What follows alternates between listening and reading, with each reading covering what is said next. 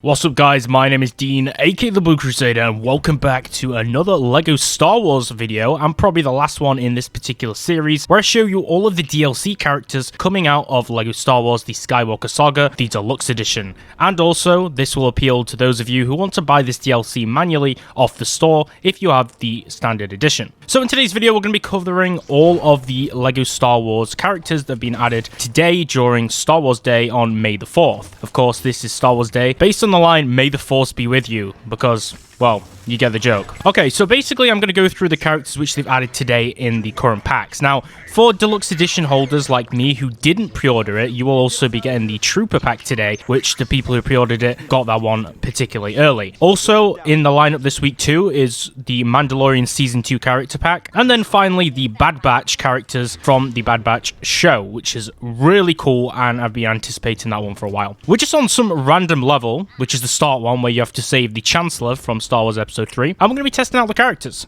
So first of all, we're going to jump into the Mandalorian Season 2. And the first character from the Mandalorian Season 2 is Ahsoka Tano. So you can see we have Ahsoka over here, who actually looks super cool. This is the version of Ahsoka from basically the Mandalorian, which takes place after Star Wars Rebels. So she has the white lightsabers. She's neither nor Jedi, neither a Sith Lord. So this is Ahsoka from basically that period. I do like Ahsoka as a character, and as you can see, I'll just show you some attacks. She kind of has like a dive attack, and then if we just do a little bit of comboing, she just spins, backflips, front flips, and moves these lightsabers around. She also has a pretty cool walking animation, as you can see. She just like walks around totally chill. But then when she sprints, it looks kind of weird because it's like, this is the normal run, then you hold it down, and she dips so far forwards, which looks kind of strange on a LEGO character. But this is what the character looks like. I really do like the Ahsoka character, and I'm really looking forward to playing with this particular one. Now, we already do have Boba Fett, but with the Mandalorian Season 2, we also get the new Boba Fett print, which is down here. So this is Boba Fett, okay? This is the Mandalorian Season 2 version, which is Boba Fett re-armored. So this is the new secondary version of Boba Fett, and as you can see, he still has his jump pack, which we can use to kind of hover. But the one thing I don't like particularly about LEGO Star Wars is you can't use the jetpack for a very long time. It's more of a jump pack. So that functions exactly the same. He has this long blaster, which is an automatic rifle, as you can see. We just hold down the trigger and this thing just constantly fires. Boba Fett looks really cool. You can see the printing on his arms has some really nice decals, and he has some really nice design on his torso and legs. And of course, this is based off the figure version from the new Mandalorian LEGO sets, which came out quite a while ago based on the new season. So he walks super chill. Boba Fett has always been kind of like a chill character. He runs like this,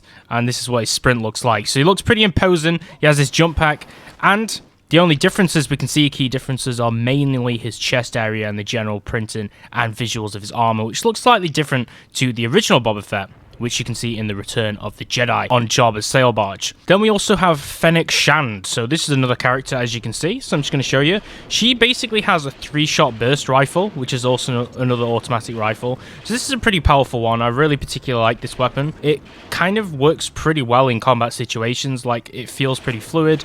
It fires pretty well. She's quite powerful. As you can see, she does really look pretty heroic when she's running. I mean, she's sprinting super fast. So I'll just show you the animations. She has the exact same jump as Princess Leia, where she kind of wiggles her legs around. I don't know why they put that on all the female characters at all, but I mean, it looks kind of goofy, so I guess it's very LEGO themed. So she looks like a pretty cool character, just another generic gun character, but a nice one to add in there nonetheless. And as you can see, especially on the backdrop of those red lasers, she looks pretty awesome. So if we put her also next to Ahsoka, you can see as a comparison, these two characters look pretty sweet together. It's always nice to have two characters from the same era in these videos to kind of give you a showcase and a breakdown. Then we have Bo-Katan Kryze. So this is the character you guys should memorably remember, or remember as a memorable character, might I say, from the era of Mandalore. So during the Clone Wars, you see her in the Clone Wars series when Darth Maul is taking over Mandalore. And then you also see her later in Star Wars Rebels, and she also makes a live-action return in the Mandalorian Season 2, hence why we're showcasing her off right here. And this is one of my favorite characters.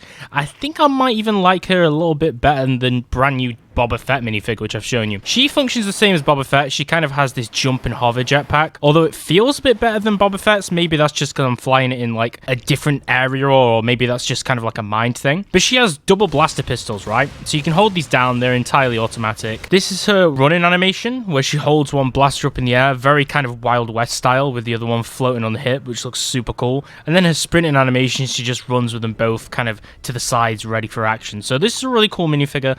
I like the color styles and generally how they translated it to Lego. Pretty sure there is a Clone Wars figure that you can get from Lego sets from this, but this is another one of my favorite characters, and as you can see, they play pretty well, and they kind of have those generic female and bounty hunter animations.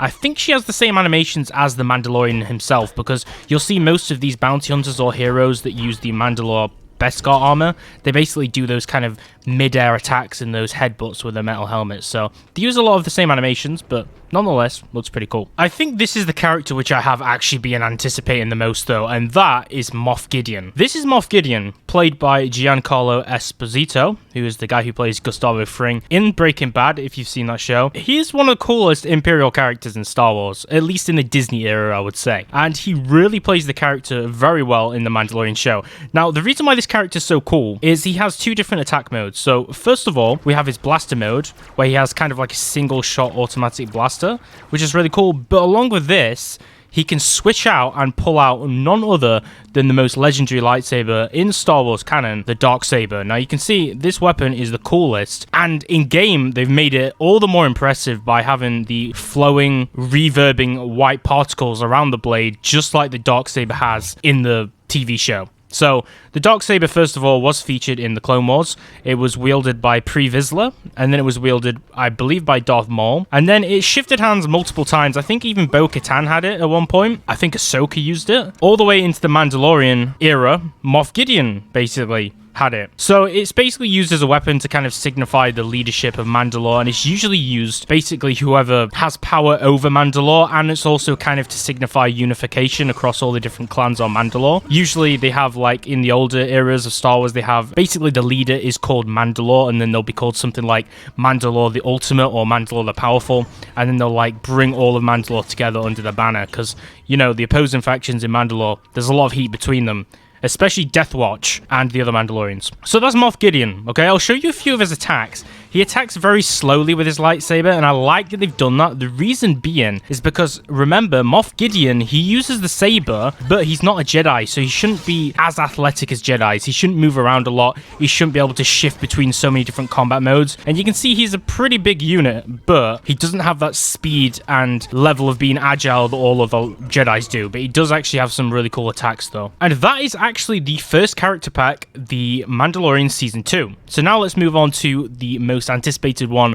that other people have been waiting for, and that is none other than the Bad Batch, based on the Bad Batch series, which is based upon the Bad Batch, which is kind of like a rogue set of clone commandos, and one of the coolest squads from Star Wars. Let's jump onto those characters. So one thing to note too is the Bad Batch actually fall under the hero category, which is pretty interesting, just in case anyone was wondering where they would be placed inside the character explorer. So first we're going to take a look at Echo. As a big Star Wars fan, it's actually a pretty surprising thing. The fact is that I haven't actually got round to watching the Bad Batch yet, and that's the same for finishing Rebels, and that's the same for also finishing the brand new, I think the end of the most recent season of The Mandalorian 2, which I'm not proud of, but usually I don't have time to finish them, so my knowledge is limited on the Bad Batch specifically, and that's also coming from someone who used to be a Star Wars YouTuber. So let's just basically take this part of the video with a grain of salt and just look at the characters objectively for what they actually are. So this is Echo. This guy looks absolutely awesome, and as you can see, he has this little skull on his right chest area, and this is what this character looks like. I'm sure you guys will all have a favorite character out of the Bad Batch,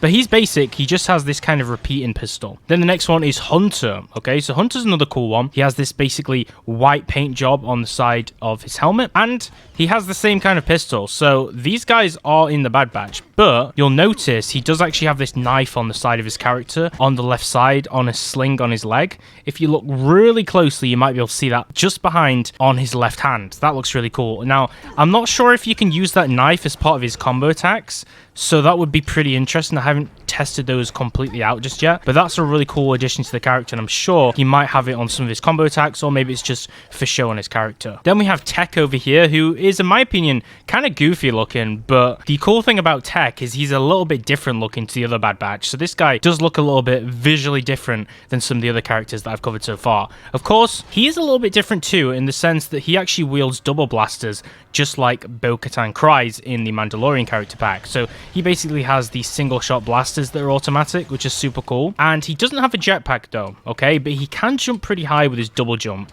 and he looks pretty cool. You can tell he's kind of the more nerdier character, but he does actually look pretty cool in terms of like his combat positions, his sprinting animations. This guy's kind of cool. He's a little bit different to characters. He's not just another copy and paste job like what the first two appear to be. He is a unique character, so I do really like this guy. And the last one is Wrecker, okay? So this is the big guy, the kind of juggernaut guy who has a little bit thicker of an armor set, and his stature is bigger. He's a little bit more broader, and his helmet looks absolutely awesome, okay? He has this basically painted skull of an alien on the front of it with this big armor raiment set on his shoulders and chest. He's, I would say, pretty badass. He also has this short-range rifle, which is one of those old Lego rifles, or I guess newer Lego rifles they have, and he looks pretty cool. He definitely feels and plays like a clone trooper, but these guys, they don't really feel like the standard clone troopers, okay? I really wish they did add another character pack though, to add the Republic Commandos from the Clone Wars era. So I'm talking like Commando Gregor and like Omega Squad characters who I'm not sure are canon anymore, but Delta Squad definitely, because they made an appearance in Star Wars The Clone Wars. But yeah, this is just another cool character who's unique. I'd say 2 of the Bad Batch characters are pretty unique, and then the first 2 I would say are kind of similar to each other. Now, these are the brand new characters which released today, but for anyone who didn't pre-order the game, I will also now show you a lot of the characters which also got added. So this mainly includes any characters who are clone troopers, okay? So I'm going to cover all the clone troopers which got added recently, which is part of the Trooper Battle Pack, which has only just been unlocked for most people like me who had to get the non-pre-ordered version. So we have Crosshair over here. This guy just looks absolutely awesome with his dark clone trooper looking armor and his kind of tan or more fleshy face print underneath with his green visor. The great thing about the Lego Star Wars Skywalker Saga is when you zoom into most of these characters, they actually feel like Lego bricks or Lego pieces that have real reflections and textures on them. That really wasn't apparent in the old Lego games. They just felt more like 3D rendered blocks, but they've kind of given that worn feeling or used feeling or shiny plastic feeling that the actual figures have, which is really nice. So this guy basically has an automatic rifle, but it's a very slow firing repeater. Then we have the Imperial Shore Trooper, sometimes also referred to as the Scarif Stormtrooper. So these guys are from Scarif, from, I believe it was in Rogue One, right, when they went to Scarif with Jyn Erso and all those Rogue One characters. Now, I believe this guy is in the Trooper pack because he wasn't part of the Rogue One pack, because that's mainly just the hero characters. If you do want to see all of the previous character packs, you can check out my last 2 videos linked down in the description below, where I covered all of the Rogue One characters too, just because it's kind of the same theme. So you can see he still has those kind of like cartoony animations and movement and kind of goofy gags, just like Stormtroopers do, like when he sprints and then stops when he's been running for a few moments. He basically just stops and does that kind of slow down and halt, which is super cool. I really like those little features like that the animators have added to these characters. Then we also have the Imperial Death Troopers. So these guys show up on Scarif too, and also they come to the aid of Director Krennic. So he has his own Death Troopers, and these are those elite Stormtrooper units that basically are known to be kind of like the bodyguard units or protectors who stand by the side of directors and high-ranking Imperial officers. So this guy has another slow-firing repeater rifle, which is pretty cool. I don't think I can hit this droid from over there, or at least it is pretty hard because the aim assist on the controller is not kicking in. But you can see this guy is pretty elite, and you can tell he's more of an elite unit because I believe he actually runs faster than a lot of the other characters we've used so far. So you can tell these guys have had to get into pretty fit shape to fight in the elite Death Trooper Corps, or the specific unit, whatever that is. Then we have the Incinerator Stormtrooper. Now, I can't really say too much about these guys, other than the fact that these guys are units that use flamethrowers, which is pretty self-explanatory, but they definitely look like those Star Wars Battlefront or Battlefront 2 game Stormtroopers with the red printed on them, and they kind of have that Coruscant security trooper vibe going on with them too, which is what I really like. Their flamethrower is basically a long-range blaster rifle with one of those Lego cylinder pieces on the end of it, I guess to show the incinerator piece on the end, and then they have this flame pack on the back, which is really cool. So let's test out their attacks, because remember, this guy fires flames. This is probably the most different Stormtrooper from this whole pack, okay? This guy is super cool. We can fire flames all over the place. I don't think this guy seems to have any kind of like level of ammo, just like the other characters don't, so I would presume that would be pretty overpowered in free mode. But this is a pretty cool character. Now, when he runs around, he still runs super fast, despite carrying all this stuff on his back, and he's also pretty agile. And when he does his attacks, he jumps and shoots the ground with flames like that, which looks super awesome. Then we have the Mimban Stormtroopers. So I don't know particularly too much about these guys other than they have some kind of like digital camo on the armor, and they have these cool little short great capes on the back, and they just have a completely different looking armor to a lot of the other stormtroopers. This is obviously from the Disney era of Star Wars, so it's one of these newer creations from the newer movies and material. I would say this is probably one of the best visually looking characters from the newly released character packs, and I really like how he looks. In terms of gameplay, he doesn't really offer much. Most of these stormtroopers are kind of the same. That's kind of why they give you so many in this so-called trooper pack, but the appearances definitely don't let us down regardless of the gameplay being very similar. And then I believe the last one out of the trooper pack is the range trooper. So this guy is really cool, okay? So you can see he has a long range rifle. You can tell it's long range from this kind of piece he has on the end of it. And I believe the range troopers are deployed maybe in snowy conditions, because you can see this shoulder pad or pauldron thing he has here basically is kind of like a woolly piece, which you'd expect for being in very cold climates. And then he has all this worn out armor with really nice different shades of printing in different colors. He has this long range white rifle. I don't think you can get these guns in white in real Lego pieces. Correct me if I'm wrong in the comments. So that's pretty cool. And he has this like Master Chief golden visor on his helmet. Definitely like the look of this character.